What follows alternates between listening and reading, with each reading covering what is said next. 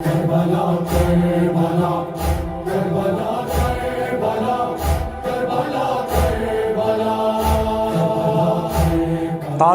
اہل تشیع کی ایک رسم ہے جو امام حسین کے جنازے یا ان کے روزے کی شبیہ بنا کر عاشورہ کے دن عزاداری کے جلوسوں میں نکالے جاتے ہیں۔ مختلف علاقوں میں تعزیوں کی مختلف شکلیں ہوتی ہیں۔ تعزیہ سونے، چاندی، لکڑی، بانس، کپڑے، اسٹیل اور کاغذ سے تیار کیے جاتے ہیں۔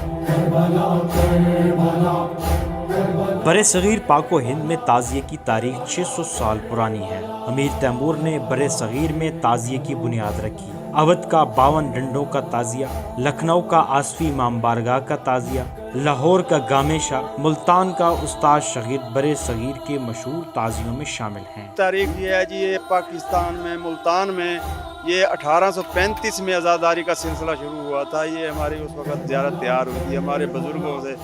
یہ چار نسلیں ہیں، ہماری چوتھی نسل ہے، یہ اس کی خدمت کر رہی ہے۔ پاکستان بھر کی طرح ضلع ڈیر اسماعیل خان کے مختلف امام بارگاہوں اور تھلوں پر تعزیہ تیار کیا جاتا ہے۔ ان تھلوں میں بمو شاہ، بھورا شاہ، یلہ شاہ، حیدر شاہ شیرازی، لال شاہ، روشن چراغ، بی بی ماتاب، استرانہ، شہین، پونگرا والا و دیگر شامل ہیں۔ ان تمام تھلوں پر محرم کے ایام میں تعزیے کی تیاری کی جاتی ہے۔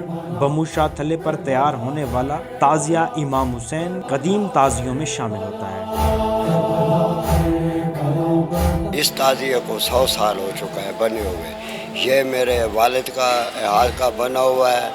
ہم اس امام بارگاہ میں نسل در نسل کام کر رہے ہیں۔ اس میں کیل، میخ، پیچ وغیرہ یہ نہیں لگتے، یہ رسی، دھاگا، ڈوری یہ استعمال ہوتی ہے۔ عاشورہ کے جلوس تعزیوں کے بغیر ادھورے تصور کیے جاتے ہیں۔ یہ تعزیے مذہبی جوش و خروش اور عزت و احترام سے تیار کیے جاتے ہیں۔ کیمرہ مین عامر بلوچ کے ساتھ نعمان بھٹا، اعتدال نیوز، ڈیرہ اسماعیل خان۔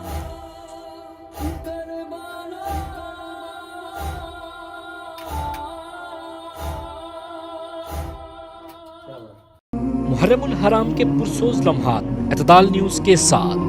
اعتدال نیوز سے میں ہوں رضوان امان، میں ہوں شایان لغاری، میں ہوں ابو المعظم ترابی، میں ہوں نعمان بھٹا، میں ہوں عامر بلوچ، میں ہوں محمد ابوبکر بھٹی، محمد رضوان الاسلام۔ ہر سال کی طرح اس سال بھی اعتدال نیوز کی جانب سے محرم الحرام کی تقریبات کی کوریج کا اہتمام کیا جا رہا ہے۔